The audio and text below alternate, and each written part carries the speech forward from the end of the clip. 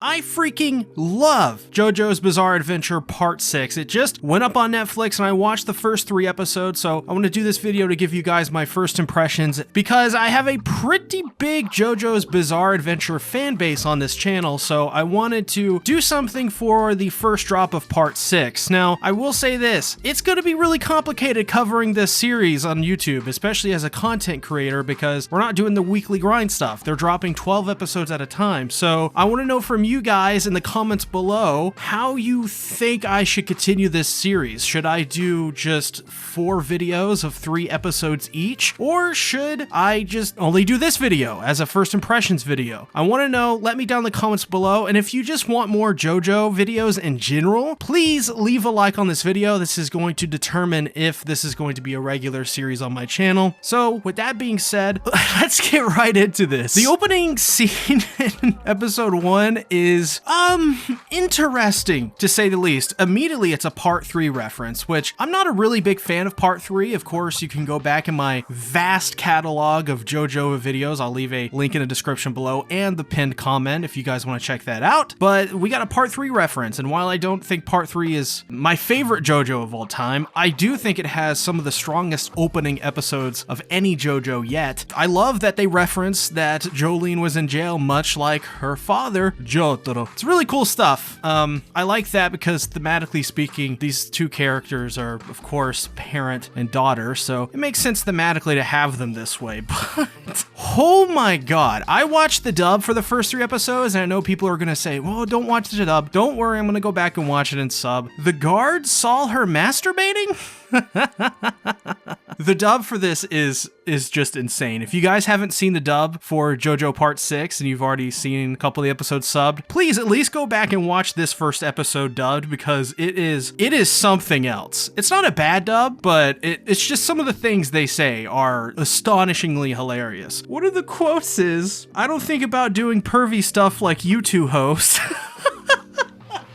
I have never seen some of the dialogue that I have seen in an anime, especially a JoJo's anime like this, ever. So basically, Jolene, though, she's in prison for stealing a car. She's been framed by her, well, then boyfriend, Romeo. Romeo basically just hit this guy, and Romeo was like, please, Jolene, don't do something stupid, which Jolene was trying to call the police because she's a responsible young lady. And Romeo's like, you can't do this to me. I have a future to think about. And Jolene obviously is like, yo, like, this was an accident. This isn't that big of a deal. Like, stuff happens, man, and we were innocent. There's no way that they could pin this on us. But she's sadly peer pressured into going along with Romeo's plan. But what happens later on is that she's actually framed by Romeo. At least that's what we know of immediately. Later on in episode 3, we find out that's not exactly the whole picture, but we'll talk about that near the end of this video. Basically, they set up this whole thing to where the attorney is like a corrupted attorney. It tells her something completely different from what the truth is, tells her to do this plea bargain, and that she'll only get like 5 years in prison or whatever it is, and some sort of like easy amount of probation. Honestly, I was fooled as well. I was like, oh, well, this is kind of easy. I mean, I'm like, oh, well, this attorney guy, yeah, he seems pretty straight-laced. And it's just revealed that no,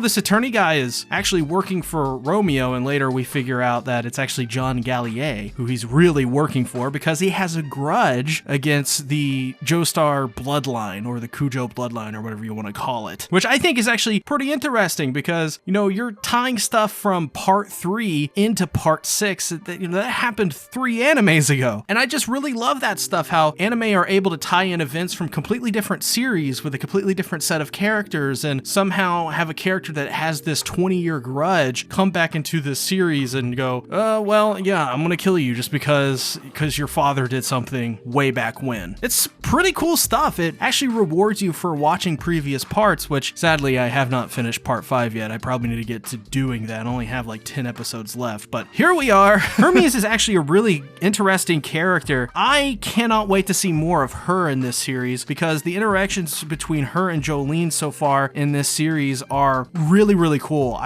Especially in the English dub, from what I've watched, her voice actress is pretty good, and she just seems like a really interesting character all around. Basically, Hermes, eventually gets sent to another prison, but for the most part, she's the one to inform Jolene that, like, if you don't have any money in this prison, it isn't going to work out, which is true because the way this prison works is that basically everybody extorts each other for money, and if you don't extort each other for money, you're going to be basically used by everybody and bullied and forced by people around you to give out money, and your reputation will be on the line if you, say, for example, lend some money, which happens to Jolene in, I think, episode 2 or 3, where she lends money out to somebody and she's forced to go back and get it because if she doesn't, rumors are going to get around that she's someone that people can use and abuse. And this happens to a lot of people. So of course Jolene goes, I guess, drugs this girl's drink? I'm actually not quite sure how it works. I guess it's something having to do with her stand maybe, or maybe she prepared something in advance, but basically uses some form of laxative to poison these girls and use that as a way to get her money back and actually get some interest back. She lends $1 to a girl and gets $10 back. So Jolene is definitely playing the game so far in this series, and I actually really like the progression of Jolene's character from episode 1 to 3 because she goes from being this person who is fooled by Romeo, is in love with this guy, to a person who honestly is almost getting to this point where she's ruthless because of the way the prison system has been treating her, and she's not very trustworthy of other people. She's obviously very angry for what's happening to her, while at the same time she's missing her mother's voice. It's just really cool character stuff like that I'm really enjoying, and it's really cool to see that just from the first 3 episodes her character has already changed quite a bit. Anyways, I want to talk some more about some of these dub-isms. There's a quote in episode 1, and I know a lot of people, this is from the manga and stuff, so this has already been floating around, but the quote is, "Those titties are suspicious." Oh my god. This is why Jojo is so funny, because of their just really weird and out there dialogue that doesn't really fit in with the serious tone that's presented, and that's why it's so funny, and that's why it works, and that's why Jojo is such a brilliant, well-written series as it is in terms of dialogue and stuff. Even though, like, for example, if you take Jojo from Japanese voice acting to an English voice acting, some of it doesn't really fit because it's almost kind of this weird ham-fisted thing sometimes, like the "oh my god," that stuff's ham-fisted. So when you make an English dub out of it, it's gonna sound a little strange because the aesthetics of a Japanese voice actor doing that for an English-speaking audience it's not as noticeable. It's kind of charming in a sense. But yes, those titties are suspicious. There's a lot of uwu Jolene voices in this. Kyle's McGiles is furious right now in her home because Jolene in the car with Romeo says, "Rochu, I'm hungry, nya." Oh my! I love these quotes. There's some other ones too. Let me turn the page on my notes here, because I write things down in a notebook for my notes. There's another quote. It's from Gwess. We're going to talk about her in a second, where she says, "Are you going to have a problem with that, you stupid little whore?" This is real. This is real. You can go and watch this episode in dub, and you can hear this. You can hear this in the sub as well. I think there's some more quotes. Do I have it written down? There's just tons of quotes. At the end of episode 3, when Jolene gets shot by John Gallier, she says, "What the fuck? Did I just get shot?" Bravo, writers of JoJo Part 6. You did amazing. You are beautiful. I love you all. But I guess we should go ahead and talk about Gwess, or Gwis, whatever we pronounce her as. So Gwis is pretty bizarre.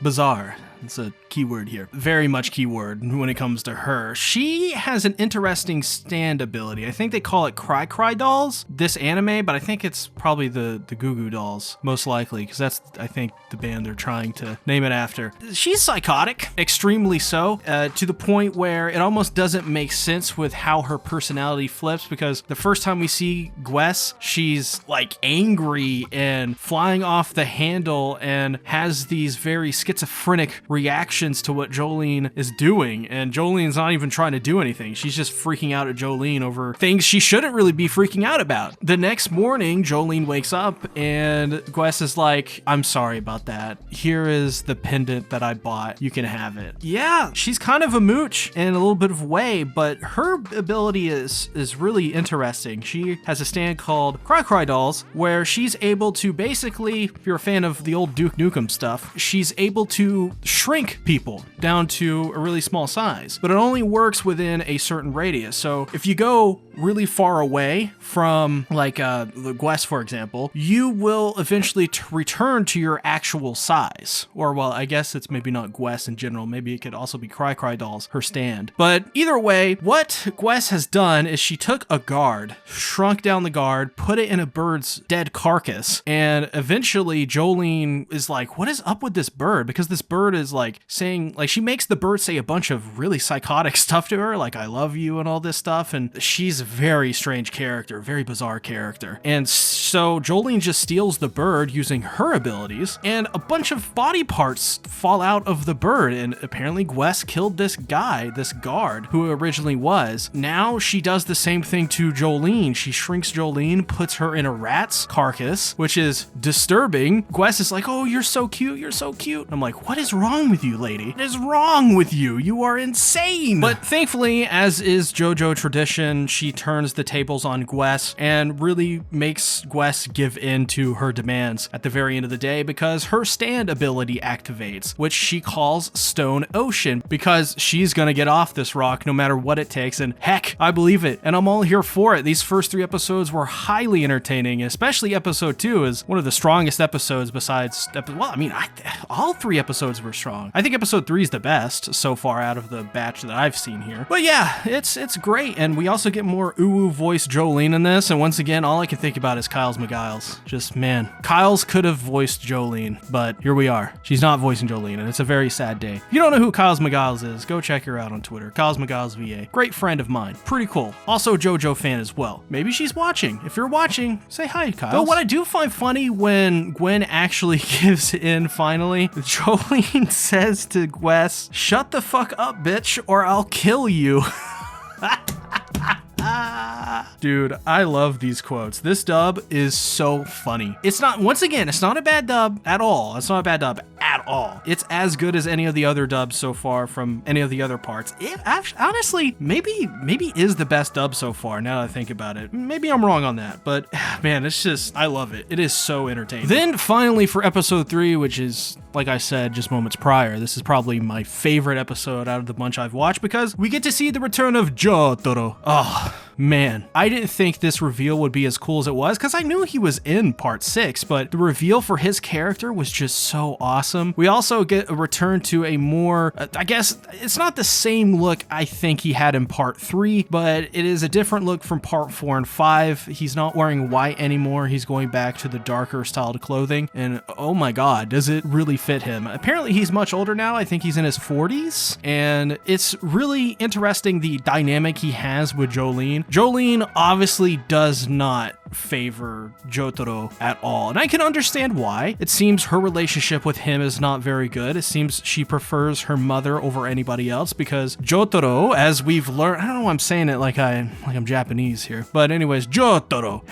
just divorced Jolene's mother, and I guess there's some residual anger from that. Of course, when, you know, people get divorced, it always usually affects the children more than it does the mother and father, even though in the long term it's probably better off. Usually what happens in situations like that is they take the childhood away of whoever the child is, and that is quite sad. And I imagine there's probably some of that with Jolene, and I think that's what makes Jolene's attitude make so much sense in this. Yeah, she's probably going out with people like Romeo because, well, she didn't really have a normal childhood, did she? And not only that, she's probably getting into a lot of trouble and is a little bit of a delinquent because, well, she's probably hasn't had the proper parental guidance that a normal household usually does. was. And especially Jotaro, who we don't know much about, but we know he's not quite in her life as much as her mother is, because as we saw in the previous episodes, Jolene wanted to hear her mother's voice, not Jotaro's. So I think what we're going to see in this is we're going to see in this series, I mean, as a whole, especially maybe in these first 12 episodes as well, but we're going to hopefully see these two characters address this issue between them and grow closer to one another. And I think we're going to probably see that, and I'm all here for it. That's something I greatly want to see. As for some theories I have, because we've already discussed John Gallier, most of the events of this episode, what is up with that boy in the trash can with the baseball? Is that a stand, or is this literally just a boy that is trapped in this all-women's prison? The thing is, with Jojo being as bizarre of a series as it is, I can actually see it just being a boy that was trapped in there because of some crazy incident that happened prior to the events of Jolene entering that prison. What's even more interesting is that this boy gives Jolene this good luck charm that will keep her safe. It's a bone of some kind. It looks almost like the rib cage of something. I don't even know really what it looks like. I don't know what it could be attached to, but that's what makes it so mysterious. A boy in a trash can handed Jolene a pile of bones, and that's supposed to be a good luck charm? That's some really interesting stuff. I'm not sure where that story thread is going, but either way, it is one of the most interesting and compelling story threads of these episodes so far. Otherwise, these first 3 episodes were quite fantastic overall, at least in my opinion. I know there's always like this fringe kind of fan base out there that usually hates part 6 and doesn't like it for whatever reason. It seems like there is a hardcore fan base on both sides for pretty much each part. I mean, I know people that love part 3. I absolutely don't like part 3. As you will go see from my previous part 3 videos and my JoJo Bizarre Adventure playlist, where I've covered literally all of the parts of JoJo so far, you will go through those videos and you guys will see my differing opinions on each of them. I think I hated part 3 the most, and then I loved part 2 and part 4 the most. I think part 4 is a masterpiece in my personal opinion, and there will be people that go, part 4 sucks, it's not good at all. So I really want to hear your guys' thoughts and opinions on these first 3 episodes at the very least. What are your first impressions on JoJo's Bizarre Adventure Part 6 Stone Ocean? As well, before we even go, because the video is not over yet, I do want to ask you guys to leave a like on the video if you want more of these videos. This is the best way to let me know that you guys want more, because if this gets, enough likes and enough interaction and comments, I'm going to continue doing these. And if not, then, well, you guys are kind of telling me you don't want this stuff. So, and I want to do more JoJo stuff. JoJo is a big pillar of my channel. So let me know in the comments and by giving this a like if you want more. While we possibly wait for the next JoJo video, please check out my Everything You Need to Know Before Demon Slayer Season 2 Entertainment District arc, which recaps all of the events of Demon Slayer. As well, check out my JoJo's Bizarre Adventure playlist, which has all of my JoJo videos. Thanks for watching. Bye-bye.